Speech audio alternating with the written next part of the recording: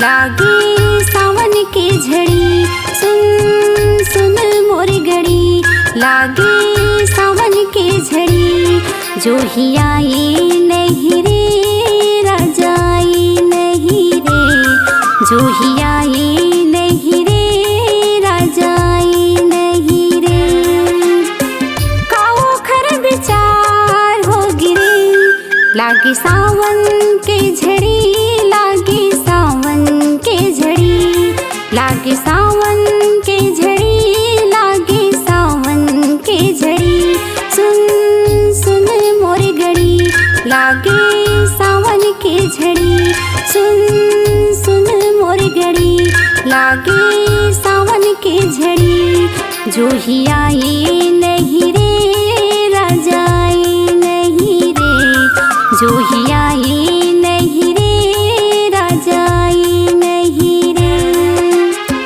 काओ खर विचार हो गिरे लागे सावन के झड़ी। लागे सावन के झड़ी लागे सावन के झड़ी लागे सावन के झड़ी।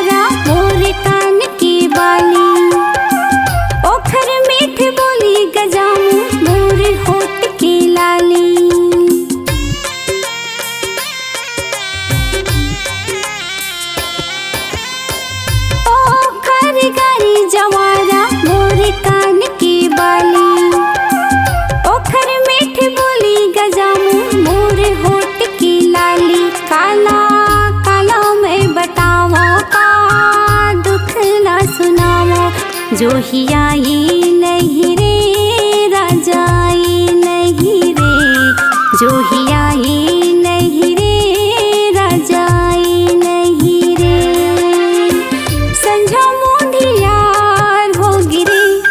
लागे सावन के झड़ी लागे सावन के झड़ी लागे सावन के झड़ी लागे सावन के झड़ी।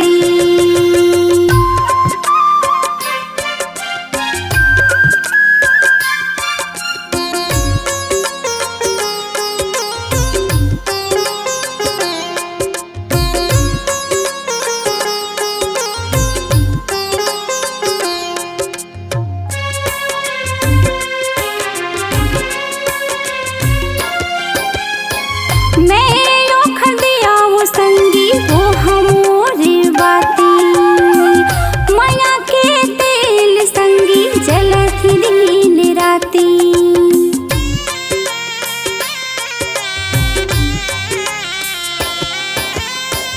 मैं ओखर दिया वो संगी वो हमोरे बाती। माया के तेल संगी जलत दिन राती। काला बतावा का दुख ना सुनावा। जो ही आई नहीं रे राजा आई नहीं रे। जो ही आई नहीं रे राजा आई नहीं रे। संझा मुंधियार हो गिरे लागे सावन के झड़ी लागे सावन के झड़ी लागे सावन के झड़ी लागे सावन के झड़ी। सुन सुन मोर गड़ी लागे सावन के झड़ी। सुन सुन मोर गड़ी लागे सावन के झड़ी। जो ही आई नहीं रे राजा आई नहीं रे। जो ही आई नहीं रे राजा आई नहीं रे।